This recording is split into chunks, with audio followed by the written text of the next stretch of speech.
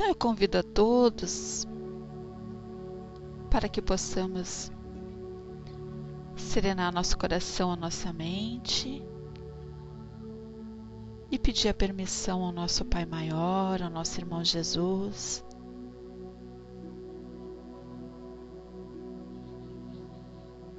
aos nossos bons amigos que sempre estão aqui na sala nos recepcionando, nos amparando em nossas atividades, ao nosso mentor da sala, Bezerra de Menezes, com a sua equipe médica, que sempre vai estar trabalhando ao nosso benefício, ao nosso físico, ao nosso mental, ao nosso espiritual. Então, neste momento, Senhor,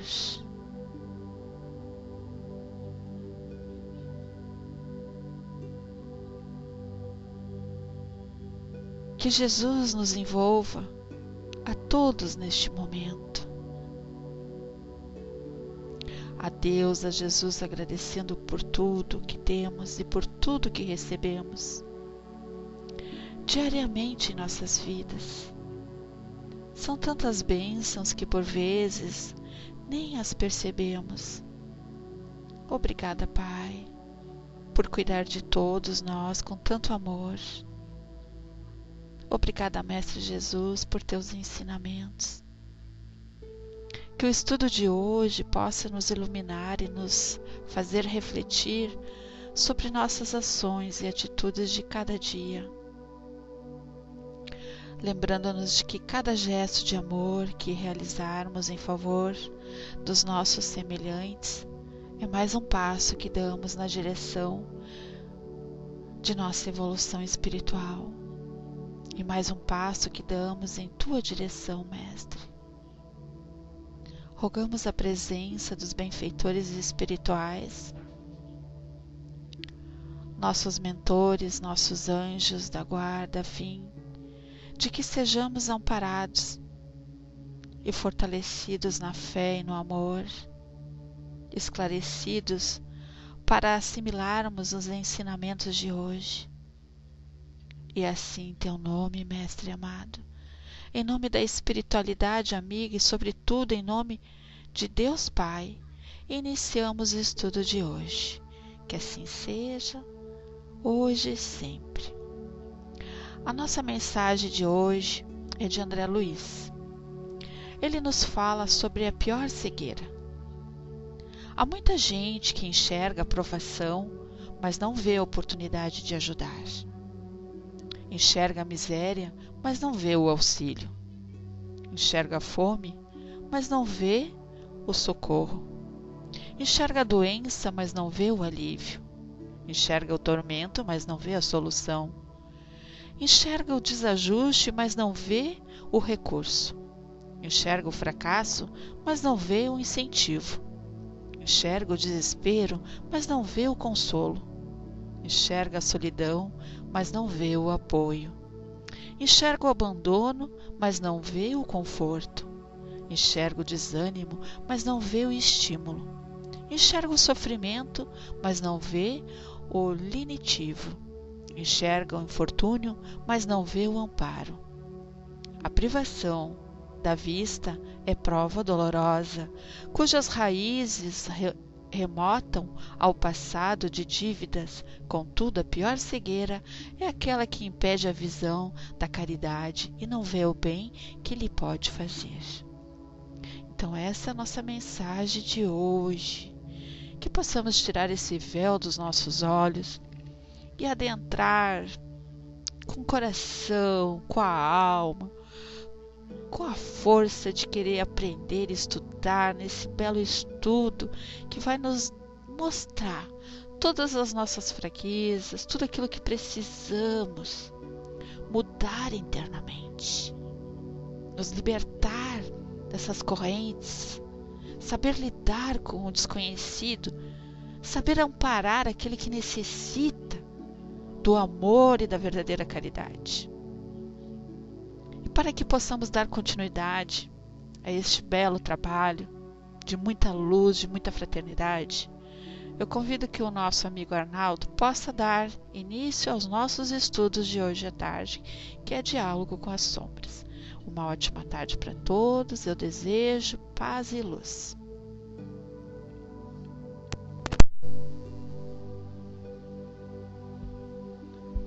Alô, amigos, boa tarde. Aqui de novo, junto a corações generosos que nos amparam em suas vibrações, a fim de que possamos, através dessa obra de Hermínio Correia Miranda, entender a necessidade real do médium que tem por obrigação educar-se para que possa educar a sua própria mediunidade. E isto não fica restrito àqueles que trabalham no movimento espírita, adentrando a câmara de reuniões mediúnicas, mesmo porque, no dizer de Allan Kardec, nosso benemérito benfeitor, todos nós, em menor ou maior grau, somos médiuns. Hoje nós vamos dar continuidade à introdução do livro, feito pelo nosso Francisco Thiessen, que colocou como dístico o tema doutrinação e obsessão. Vou fazer um grande esforço para finalizarmos a introdução hoje. Por quê? Eu consegui uma preciosidade que está no livro Bezerra de Menezes, de Canuto de Abreu, uma instrução de Allan Kardec ocorrida no ano de 1889, portanto já desencarnado, no Rio de Janeiro, pelo médium Frederico Júnior.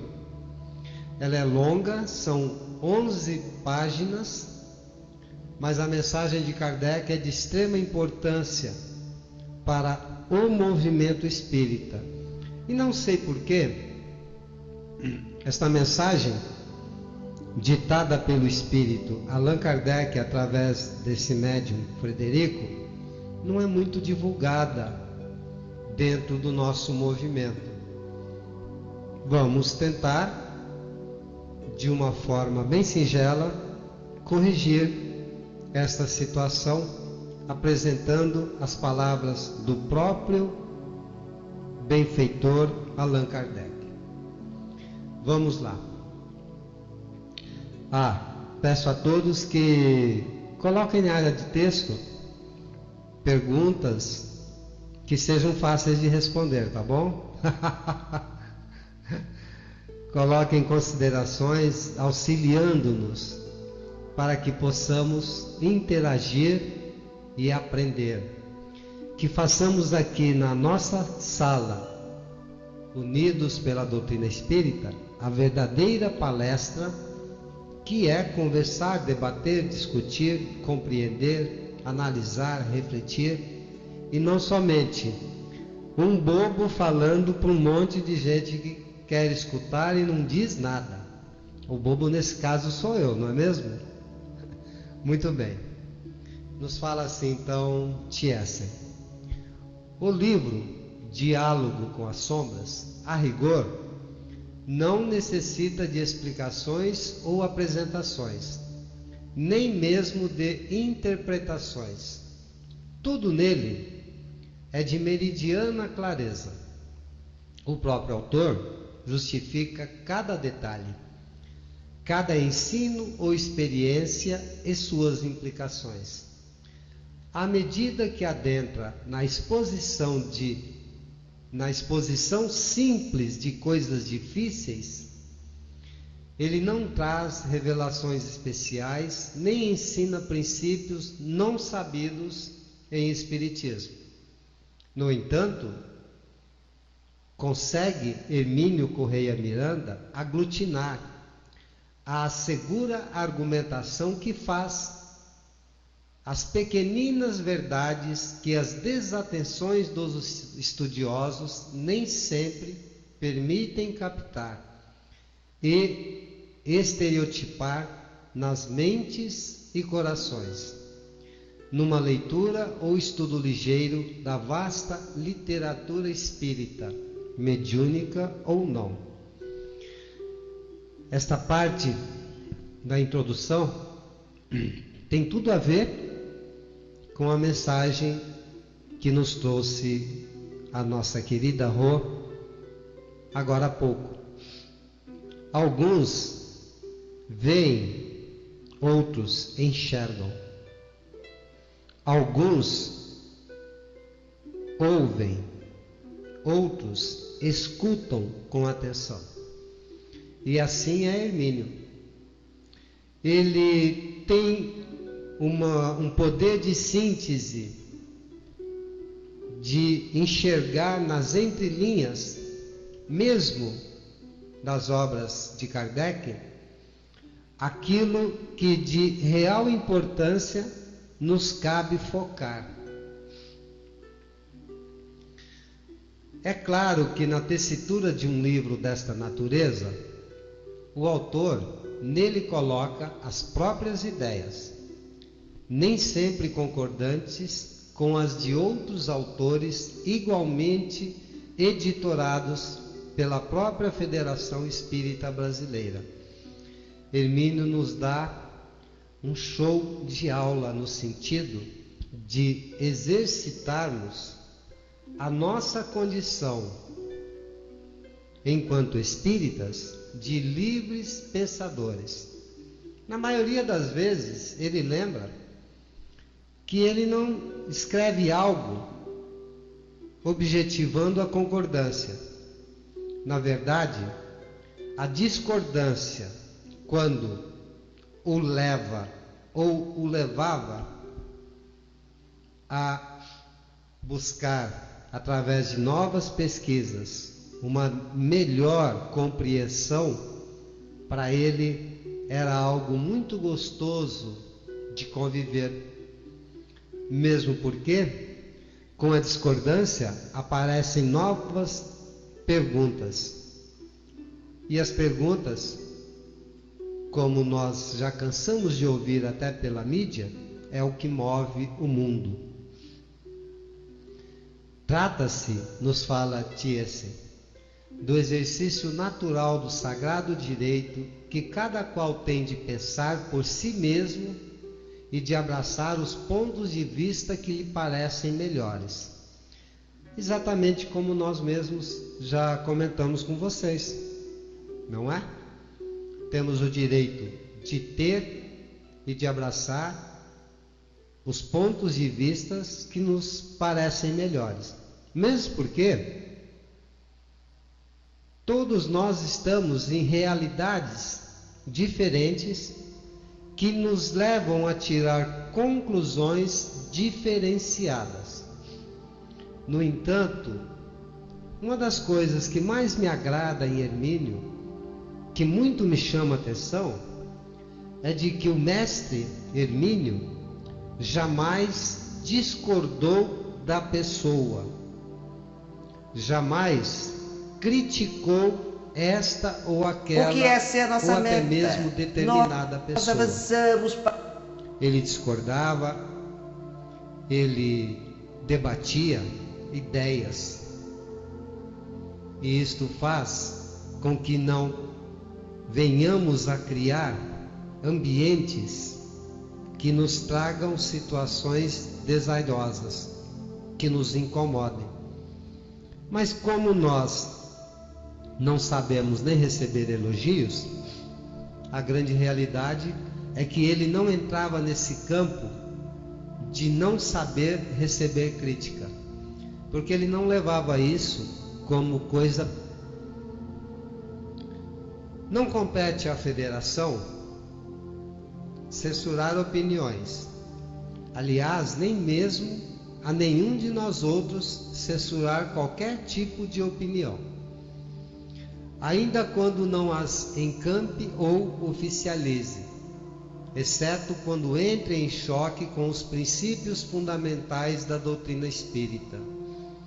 Lógico, lá na Federação temos cabeças pensantes, conhecedoras de doutrina e princípios espíritas, o que geralmente não ocorre no nosso movimento.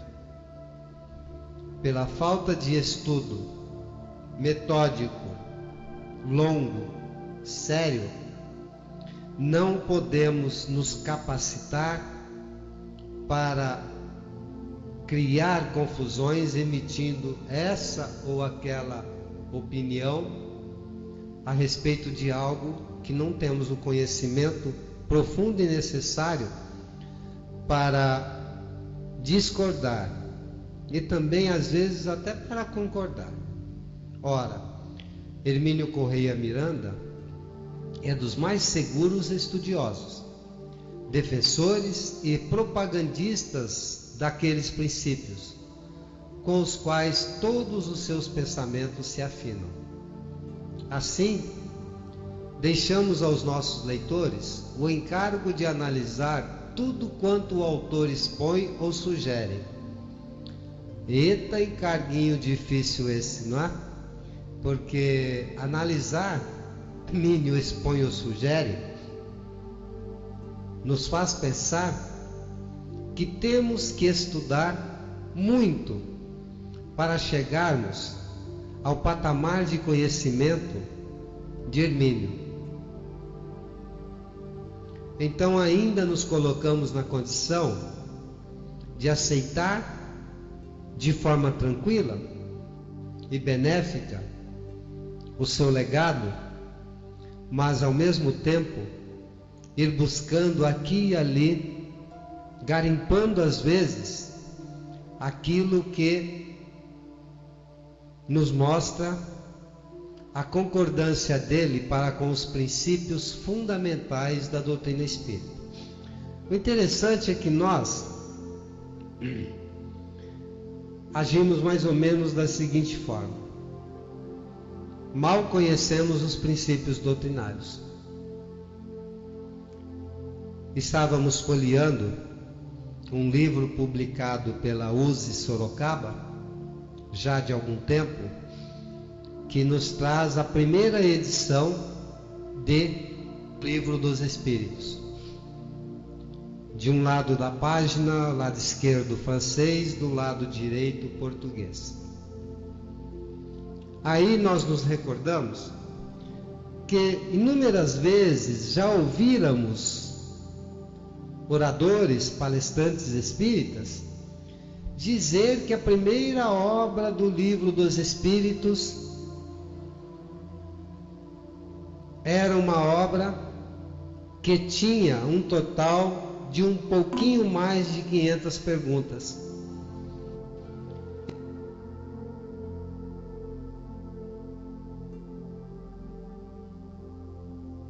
E ressalta 6 princípios: Deus, comunicabilidade, imortalidade, e aí já nos perdemos. A primeira impressão de O Livro dos Espíritos, pelo que está nesta obra da USE, só tem 276 perguntas. E há um comentário no início da obra de que dentre ou em meio a essas 276 perguntas estão mais de 70 princípios doutrinários. Então a informação está errada. Pelo menos para mim, que cansei de ouvir que a primeira edição do Livro dos Espíritos tinha 500 e poucas perguntas. Na segunda edição, revista e ampliada, com sem número, então considera-se 1019, e fala-se em 4 ou 5 princípios doutrinários. Como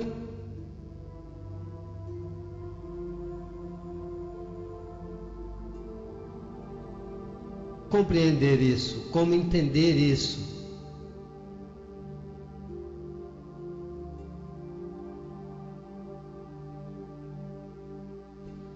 Como aceitar isso, que fazem parte do movimento, mas que ainda não se dedicaram ao estudo sério? E engolem tudo.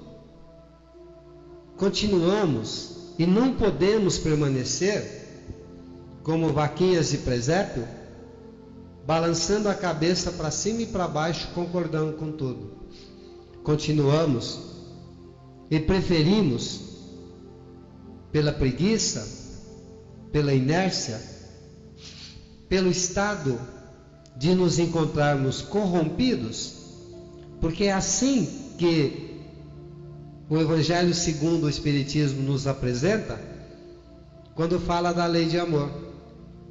No início, o instinto, evoluindo, adentra ao estágio das sensações e encontra-se corrompido.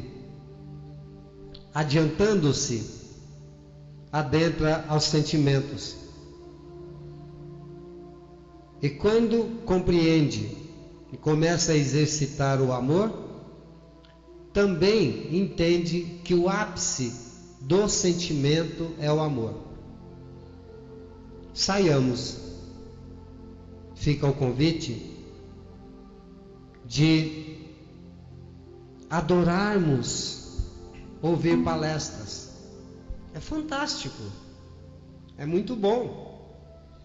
No entanto, todos nós sabemos que o ser humano, de tudo que ele ouve, ele grava 5%. E o seu aproveitamento não passa de 1/3 daquilo que ele gravou. E o que ele apreende e coloca em prática, o percentual é menor ainda. Sim, concordo, devemos participar das palestras, porque em lá estando, estamos usufruindo da ambiência de excelentes vibrações. Estamos recebendo e ao mesmo tempo praticando a caridade sem termos a real percepção desta prática, porque doamos fluidos para serem trabalhados pelos técnicos da espiritualidade, nos retornando o que necessitamos, mas também utilizando desses fluidos para distribuir a tantos outros irmãos, presentes ou não presentes, na palestra, na exposição pública doutrinária, na explanação do Evangelho ou de qualquer obra de Kardec e de seus continuadores. No entanto, vivenciando a era do Espírito, temos que dar um passinho mais. Não deixar que a preguiça do corpo em levantar-se do sofá, desligar a TV e ir para o centro espírita tenha domínio sobre a vontade e a necessidade do espírito de instruir-se e de amar.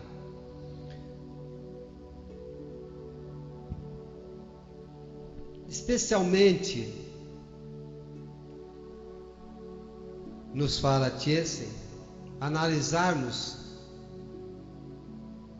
tudo aquilo que o autor expõe ou sugere, especialmente no que tange a locais para sessões práticas de desobsessão e a métodos de trabalho, pois o mesmo direito que tem o expositor de argumentar e aconselhar, tem os demais de aceitar ou não os seus argumentos e conselhos. O que importa acima de tudo é que o diálogo com as sombras é livro doutrinariamente correto e constitui valiosa contribuição para o estudo e a prática dos serviços de desobsessão. Aqui nós tocamos ou tocaremos em 2 pontos. É normal ouvirmos também aconselhamentos dentro do movimento espírita de que local de reunião mediúnica e desobsessão é no centro espírita. Muito bem, ótimo, fantástico quando se ouve isso. Agora, eu queria que essas mesmas pessoas que dizem isso hoje falassem isso há 30, 40, 50, 60 anos atrás, aonde a intolerância religiosa cobrava daqueles que se atreviam a fazer evangelho no lar. Podemos ver que a grande maioria das casas espíritas estão comemorando no ano de 2015 existência em torno de 20, 25, no máximo 30 anos. Por essas casas que foram fundadas, mesmo contrariando a intolerância religiosa, poucas foram as casas que foram dirigidas por espíritos desassombrados como Caibar Schutel, que topava qualquer briga com os intolerantes religiosos, católicos ou protestantes. Não se deixava abater e, agindo desassombradamente como Kardec, respondia à altura aos detratores da doutrina espírita e àqueles que, a negando, tentavam contradizê-la. Aqui mesmo na cidade onde resido, Santa Rita do Sapucaí, as duas casas espíritas mais velhas, uma com 108 anos e a outra com quase 70, até pouco tempo atrás, 3 décadas, 4 décadas, faziam casamento espírita, realizavam batizado espírita, faziam prece de corpo presente, ou seja, se adequavam ao movimento intolerante para apaziguar a intolerância. E não é difícil compreender isso. Leiam no livro Paulo e Estevão a primeira grande discussão ocorrida entre Paulo, já reformado, e Tiago. O Tiago aceitava as intromissões da sinagoga e até mantinha dentro da casa do caminho alguns rituais dos judeus a fim de manter o trabalho e até mesmo ser agraciado com doações da sinagoga dos judeus para ajudar aqueles que necessitavam. E Paulo não concordou com isso. Gente, a coisa foi feia, foi brava, até um dia Paulo entender que aquela situação era transitória e que havia necessidade de manter o trabalho, principalmente o trabalho solidário, de ajuda àqueles que necessitavam. E olha que a Casa do Caminho era uma espécie de república socialista, porque muitos daqueles que ali se demoravam doaram seus bens para a Casa do Caminho e foram viver dentro daquela nova sociedade nascente. Sociedade que poderíamos chamá-la de primeira sociedade cristã. Bom, sei que inúmeras vezes companheiros espíritas, de quando eu tinha 7, 8 anos, 5 nessa reencarnação, foram presos por fazerem evangelho no lar e às vezes até reunião mediúnica. Conheço uma centena ou mais de casas espíritas no Brasil que começaram seus trabalhos mediúnicos na casa de algum dos seus fundadores. E Hermínio vai falar sobre isso no decorrer do livro. A decisão de fazer a reunião mediúnica em casa ou no centro cabe àquele que está dirigindo. É lógico, tem que estar embasado em Kardec e tem que ser uma pessoa de grande e excelente moral para que não seja vítima das trevas. Mas pode ser feito? Pode. Assim como também fala-se no meio espírita que é proibido evocar, que não se deve evocar. E aí nós ficamos assustados. Mas por que é proibido evocar?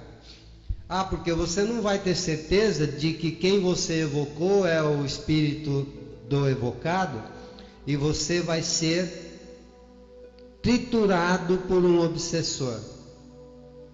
Ora, vai ser triturado. Lembrando Chico Xavier, o bobo, o espírita bobo, porque o bobo que é espírita, nem mesmo ele é triturado, é enganado.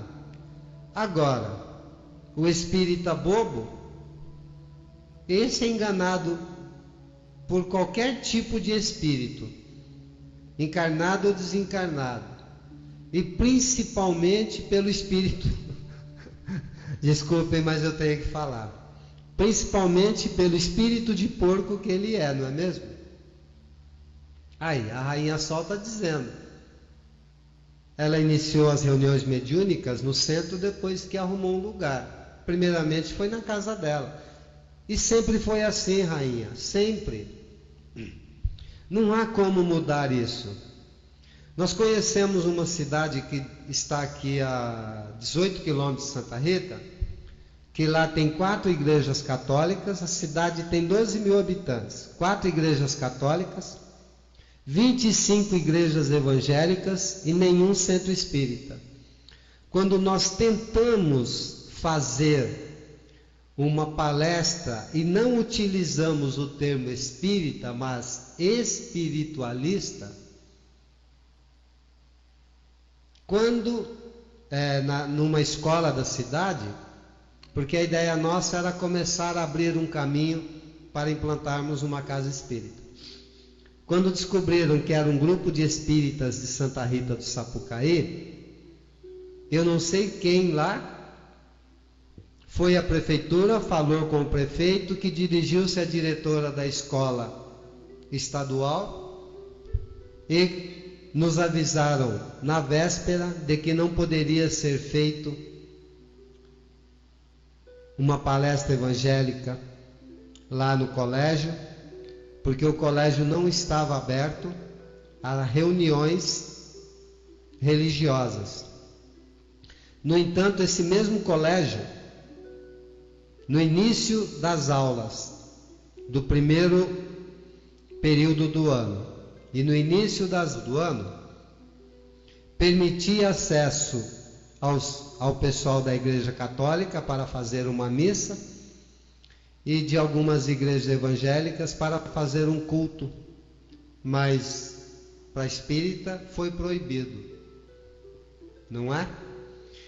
E quanto a esta condição ímpar que Hermínio assume, de que ele tem o direito de analisar, de argumentar, de aconselhar, de orientar, de estudar, de compreender, uma coisa que aconteceu comigo mesmo. A casa que frequentamos começou a fazer a reunião pública aberta, palestras, aos domingos, há um bom tempo atrás. Só que o espírita aqui de Santa Rita, de domingo, não vai ao centro. Se marcar um seminário de Divaldo Pereira Franco aqui no Centro Espírita domingo, vai lá uns gatos pingados. Porque o pessoal, domingo é dia de ir para a roça, beber muito, comer muito e jogar muita água para fora da bacia na roça. Ou até mesmo nos bares e botecos da cidade. Não vai aqui nenhuma crítica, de forma nenhuma. Cada um tem o direito de atender o seu preso-arbítrio. Preso-arbítrio, sim. Livre-arbítrio tem quem ama, o amor liberta.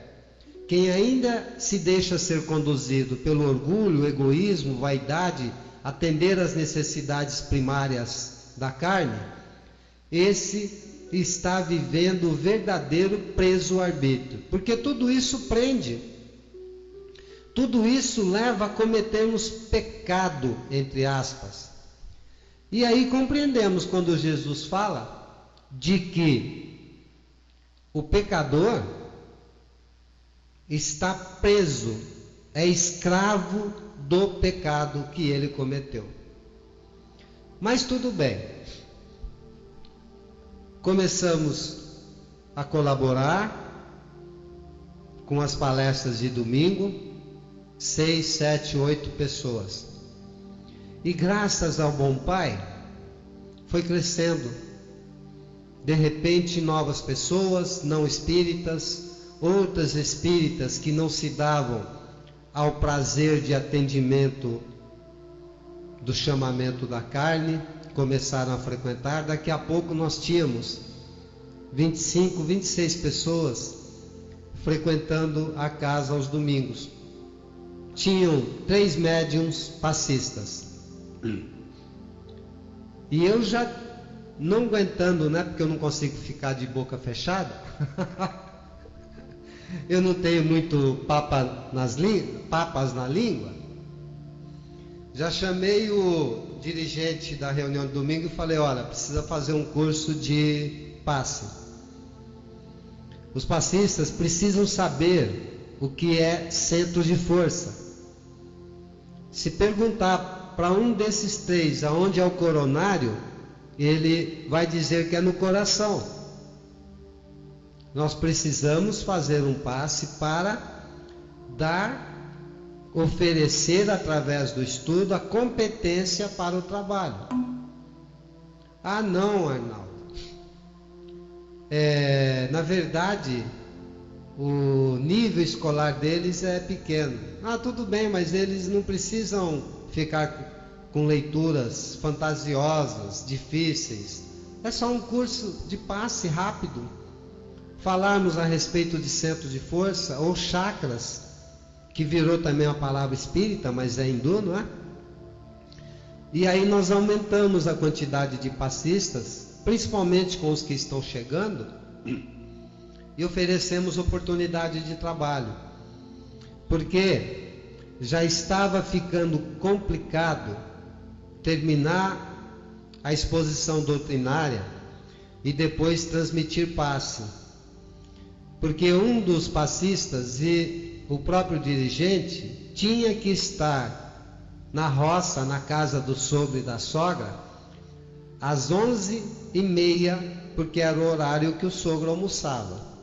E se chegasse depois das 11h30, não almoçava mais, porque o horário é 11h30, tinha que respeitar o horário do sogro. Aí o que esse dirigente fez? Ele nos chamou meio que de lado e disse assim: olha, nós vamos resolver esse problema diminuindo o horário da exposição doutrinária.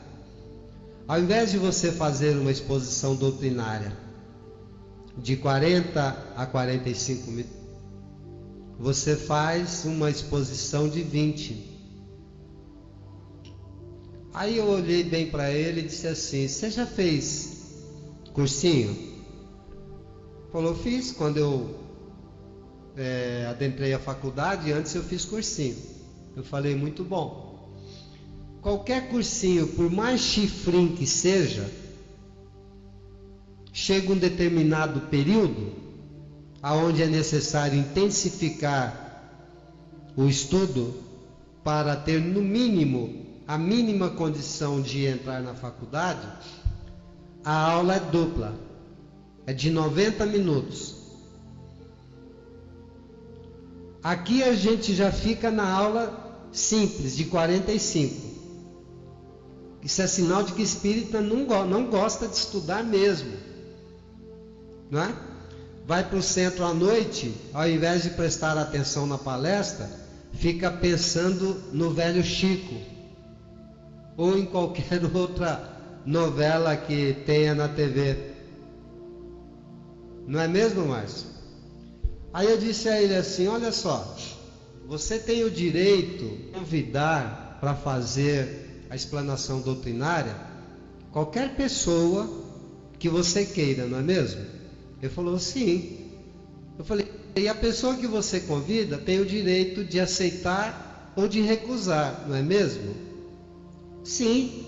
Eu achei fantástico, ele concordou com tudo. Mas ele tomou um susto na hora que eu disse assim: eu não faço exposição doutrinária de 20 minutos. Nem evangelho no lar é possível fazer bem feito em 20 minutos. Se engana aquele que acha que faz alguma coisa bem feita no campo doutrinário em 15, 20 minutos. Então, meu amigo, eu estou fora.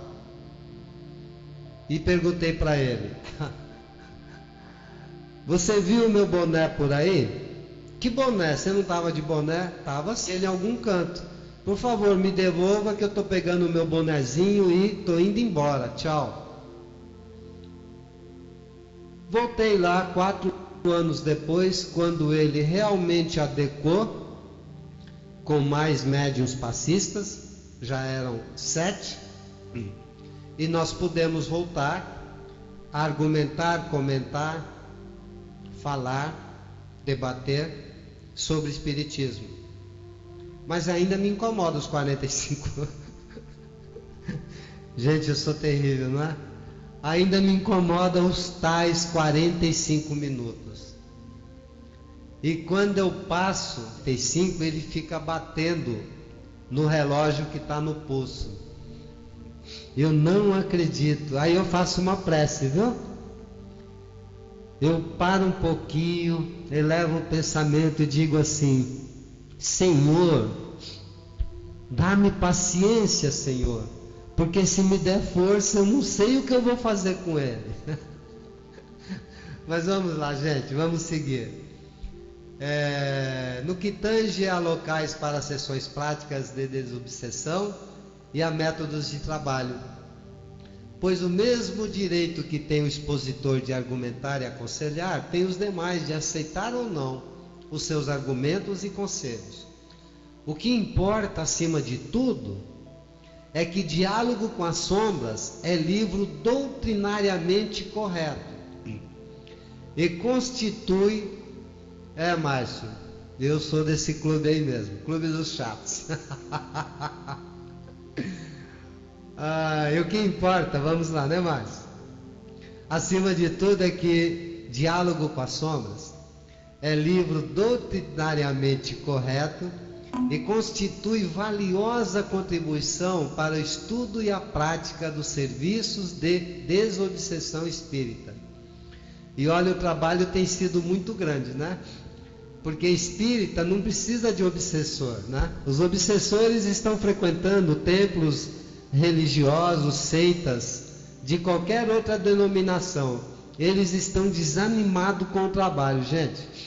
Porque quando eles obsediaram o espírita, não tem como obsediar alguém que já auto-obedecia, né?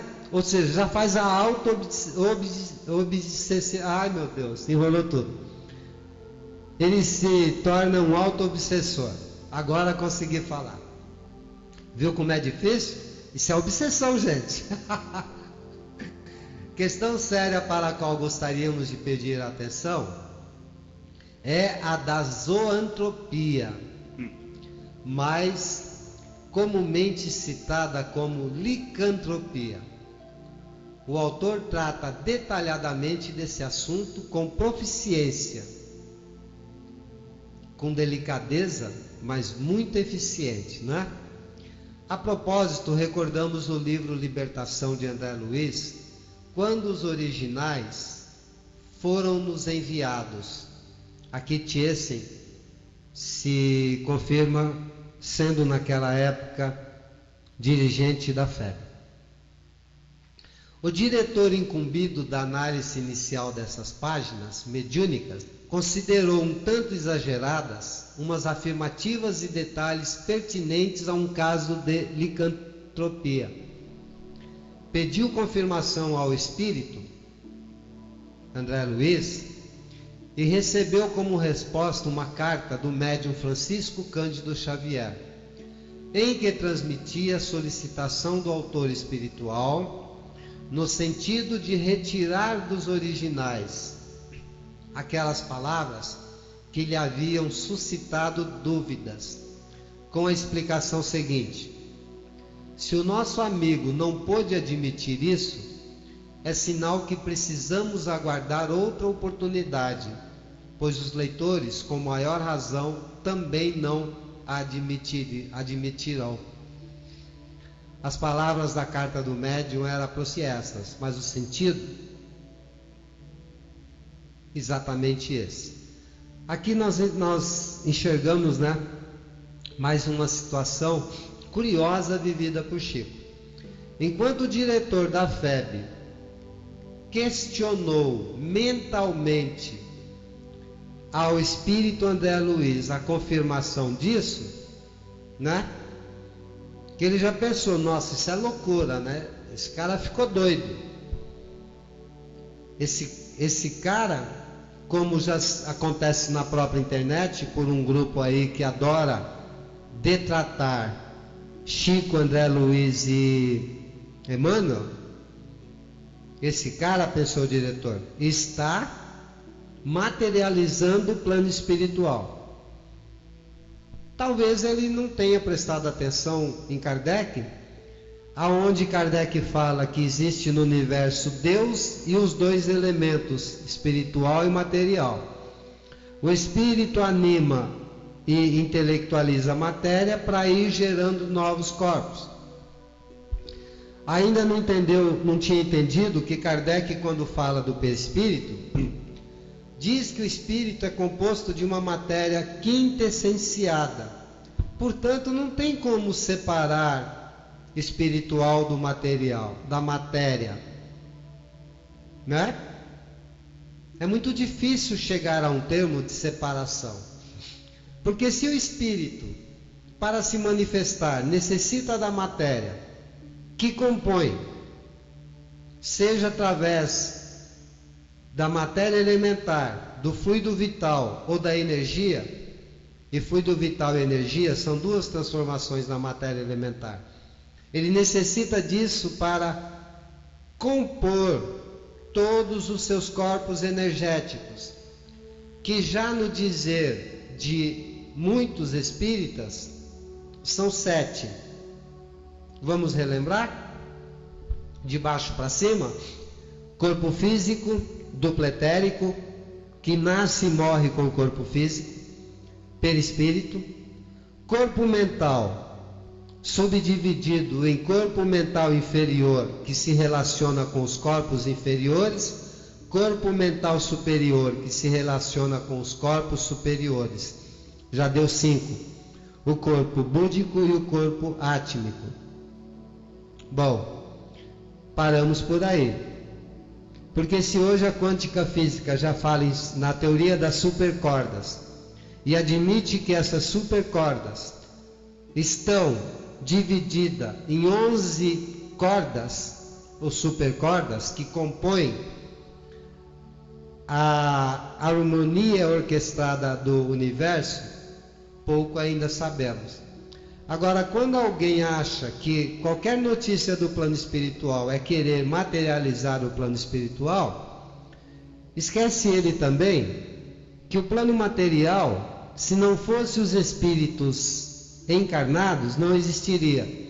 Então, aqui onde estamos agora, neste momento, é um plano espiritual, aonde a manifestação que dá visibilidade é a dos encarnados, mas aonde ocorre a manifestação não visível ou invisível dos desencarnados. E só não enxergamos os desencarnados porque não temos o sentido correto para que tenhamos a percepção plena. Aqueles que têm os médiuns, que poderíamos dizer que está num plano mediúnico acima, ele tem a vidência, que é espírito no ambiente onde se encontra, tem a clarividência, que é ver o espírito ou algo que está ocorrendo à distância, tem a audiência, que é ouvir quem está perto, e a clareaudiência, que é ouvir algo que está sendo falado, pensado, comentado fora do local da onde ele se encontra. Psicofonia, conhecida mais popularmente como incorporação, psicografia, pictografia, que são desenhos, e vai por aí afora, que nós vamos entender algumas na leitura e estudo desse livro. Bom, e aí Tiessen, já partindo para finalizar o seu comentário introdutório, continua: mas o comentário particular de Chico Xavier, a pessoa que nos merece a maior credibilidade, foi este. E na verdade, mesmo com a parte que André Luiz sugeriu fosse eliminada do texto, as coisas ainda ficavam bem longe, muito distante da realidade, o que é bem pior do que pensamos. Ou seja, André Luiz amaciou a informação, reduziu para que pudesse dar o mínimo de compreensão, porque na realidade a coisa era bem pior. E aquilo que foi minimamente informado foi recusado por um diretor da FEB e foi solicitado então pelo próprio espírito André Luiz, através de uma carta de Chico, que retirasse aquilo. Que se ele, diretor da FEB, estudioso, não compreendia e fez críticas, pior seria as pessoas que iriam receber a informação. Seria isso, a compreensão, e o susto seria tão grande que era provável a provocação de morte de muitos, só de susto, né? O problema da obsessão, grande flagelo da humanidade, e aqui nós lembramos vocês que obsessão já não é mais coisa estudada, analisada dentro somente do âmbito espírita, porque é número com CID próprio na Organização Mundial da Saúde, a OMS. Já tem na OMS o CID que identifica a doença obsessão. Então a coisa já saiu, graças a Deus, do âmbito do movimento, do meio espírita, está aí sendo analisado, estudado pela ciência materialista, bem que está deixando de ser, em função de já ter aportado aqui no plano físico e já retornado ao plano espiritual, o pai do holismo. Eu não me recordo o nome, se alguém souber pode colocar, mas hoje a ciência médica já estuda o holismo e tem uma visão holística do ser completo, espiritual, físico, psicossomático, não é mesmo? E esse problema de obsessão, o grande flagelo da humanidade, é tão grave que a respectiva cura chegou a ser objeto de mensagens de Allan Kardec em 1888 e 89, no Rio de Janeiro, pelo médium Frederico Júnior, dada a preocupação da espiritualidade superior, no sentido de o assunto ser encarado com a seriedade e o preparo precisos, especialmente no campo do amor e da exemplificação das virtudes cristãs. Os referidos ditados estão incorporados no opúsculo Segundo o Evangelho de Allan Kardec, editado pela FEB, 33ª edição, milheiro 6.250, ano de 1979. Terminadas essas páginas iniciais, convidamos o leitor a conhecer o livro de Hermínio. Estamos certos de que, ao lê-lo, os exemplos que encerra causar-lhe-ão a nítida convicção, mas as palavras articuladas, de que o Espiritismo é, sim, na verdade, o Consolador prometido por Jesus. Rio de Janeiro, 22 de junho de 1979, Francisco Thiessen, presidente da Federação Espírita Brasileira. Muito bem, queridos companheiros,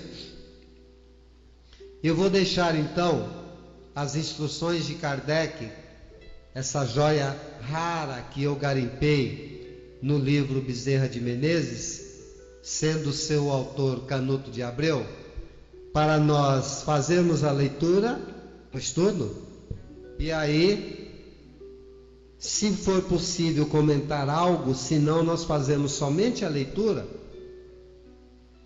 e depois avançamos no livro para o estudo direto.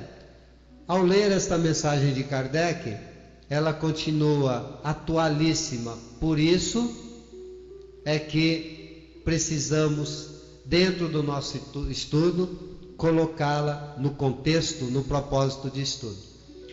O nosso Márcio diz que, Márcio 81, holismo, teoria segundo a qual o homem é um todo indivisível e que não pode ser explicado pelos seus distintos componentes, físico, psicológico ou psíquico, considerados separadamente.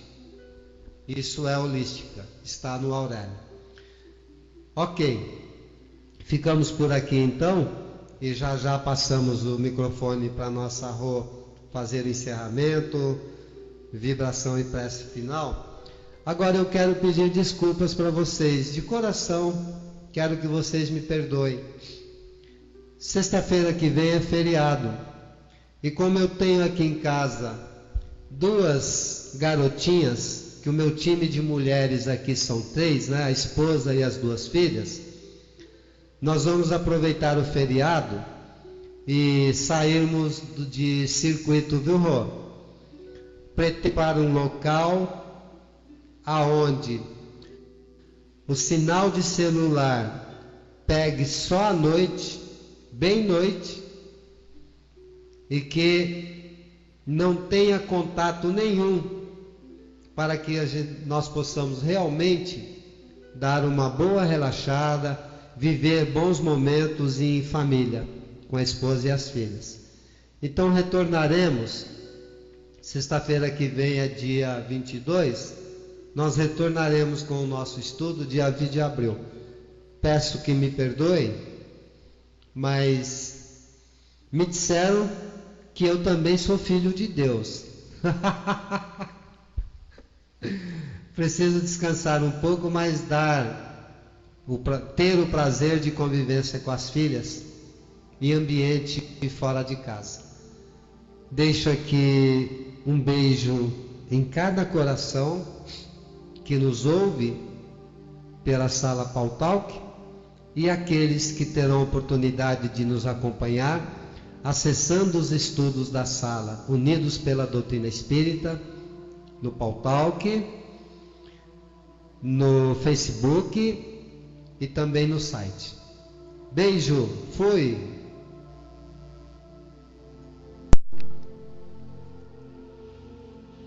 Ô, delícia! Coisa boa, né? Como é bom ouvir a risada do Arnaldo. É uma risada, né? Um sorriso gostoso. que nos fortalece. E como ele disse assim, que ele também é filho de Deus, né? Deus faz tempo que está dizendo assim, daí Rosane, quando é que tu vai tirar uns dias, né? Então eu também espero que logo logo a minha filha, já estando recuperada, também quero tirar um final de semana, ir pra praia. Preciso assim me fortalecer, meu físico principalmente. A Sil, né, já está se preparando para o mês que vem, ela vai tirar quase um mês de férias, então já sabem, né, meninas? Depois, quando ela voltar, a gente bota ela no trabalho. Então, vamos já indo lentamente nos preparar para que a Andréia possa nos contemplar com as vibrações, colocando as suas águas para serem fluidificadas, os nomes de irmãos que necessitam da luz do Pai, focando dentro dos nossos lares energias positivas, mentalizando a paz, mentalizando a confiança, tudo aquilo que cada um necessita, porque Deus nos conhece com tanta perfeição que Ele sabe, né? Junto com a sua equipe da espiritualidade, o que nos pertence.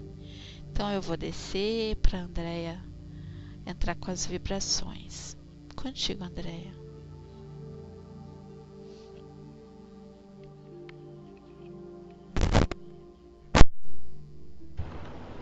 Boa tarde, obrigada Arnaldo pelo estudo. Vamos então neste momento envolver os nossos tão queridos que estão na área de texto, aqueles que não puderam vir, os que já desencarnaram, os que ainda não conhecem a doutrina dos Espíritos, que nos traz tanto consolo. Vamos envolver os que precisam de um alívio para os seus corações, para as suas mentes, onde a dor, sofrimento, todos num grande, forte e iluminado abraço, para que nesse forte abraço sintamos cada um o amor do outro e o amor de Jesus. Vamos imaginar que acima de todos nós, de mãos dadas, abraçados, está o nosso irmão maior Jesus, enviando-nos uma grande harmonia, uma grande paz, trazendo-nos aquelas palavras tão lindas, nos lembrando que temos em germe, em semente, tantas coisas belas, que possamos regar toda essa semente dentro de nós e germinar o amor, a humildade, o perdão, a caridade, para que a cada dia nos sintamos mais encorajados na nossa caminhada. Solicitamos à equipe da espiritualidade que possa levar com muito carinho e amor, como sempre, aquele remédio aos nossos filtros, garrafas, copos, aquele remédio tão importante, mas também não só para nós, mas para as águas dos presídios, dos abrigos de idosos, de crianças, os lares onde há sofrimento, os hospitais, mares, os oceanos, que haja na natureza um grande refrigério de toda essa beleza que Deus colocou à nossa disposição, e seja renovado todo esse ar das florestas, nos trazendo o oxigênio, o ar mais puro, mais limpo, com tanta poluição que temos, né, que possa ser feita essa limpeza também em todos os ambientes, para que sejam retirados os miasmas das cidades, das casas, dos lugares onde haja aglomeração, principalmente. Que todos nós, cada um aqui, veio buscar algo, que saímos daqui pletos de tudo aquilo que viemos em busca, com mais paz, harmonia, mais coragem, mais fé no dia de amanhã. Que assim seja. Seu querida, passando para você.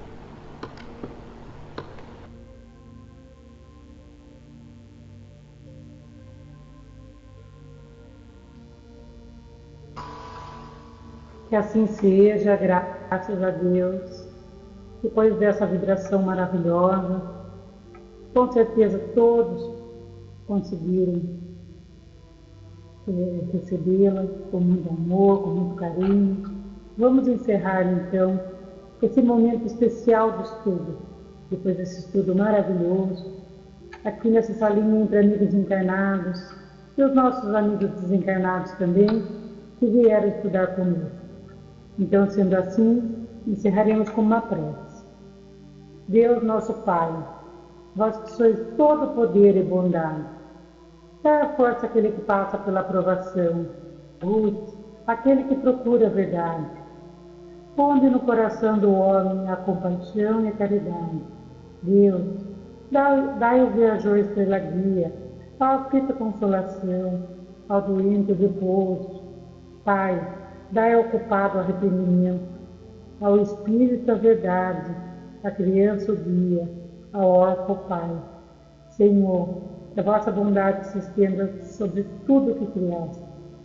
Piedade, Senhor, para aqueles que não vos conhecem.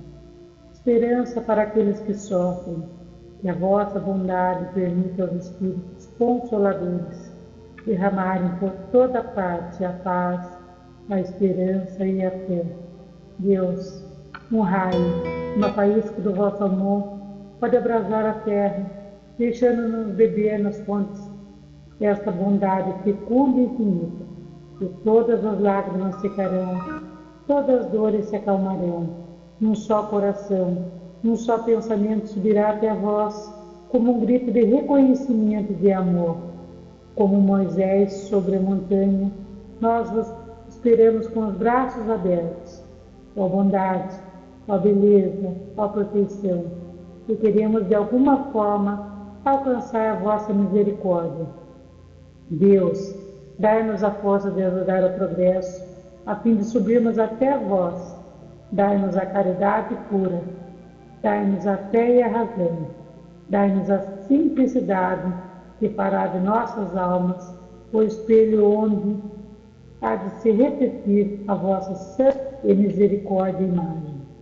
Que assim seja, graças a Deus.